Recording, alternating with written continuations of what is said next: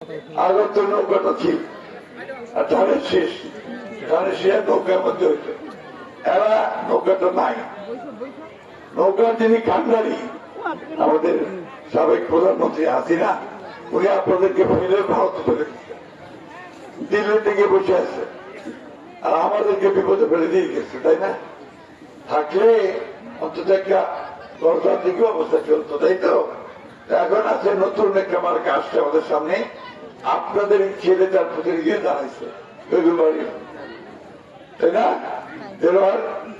ভারত ছেলে, অল্প বয়স, এরা ভারত ছেলে। আমরা পুরাই আমরা বহুবার ইলেকশন করছি, এমপি হয়েছি, সরকারটা চালানোর অভিজ্ঞতা আমাদের আছে।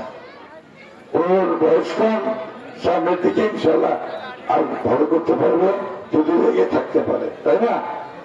আমার তো শেষ সময়, এটাই আমার শেষ নির্বাচন। আমি আপনাদের কাছে শেষ সময় আসছি। এইবার আপনারা আমাকে আরেকবার সুযোগ দিবেন, দানের শীর্ষে ভোট দিয়ে আপনাদের কাজ করাচ্ছেন।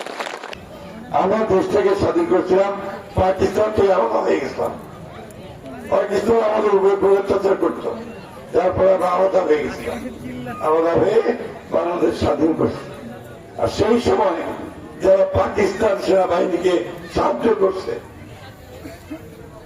আমাদের হাজার হাজার মানুষকে হত্যা করছে, এরা এবার ওরা ভোটটা আসে কিছু, তারাই আমার ভোট চাচ্ছে দেশ চালাবে। যদি দলটা আমার দেশে বিশ্বাস করে না, স্বাধীনতাতে বিশ্বাস করে না, তার কাছে আমি ভোটটা দিয়ে দেশটা কি সর্বনাশ করবো নাকি? করবো না, তাই না? এই কথাটা আমাদেরকে বুঝতে হবে। আমরা 1971 সালকে সব সময় মাথা উত্তোলিত রাখতে চাই, কারণ ওইটাতেই আমাদের অস্তিত্ব, বাংলাদেশের অস্তিত্ব, ঠিক কিনা?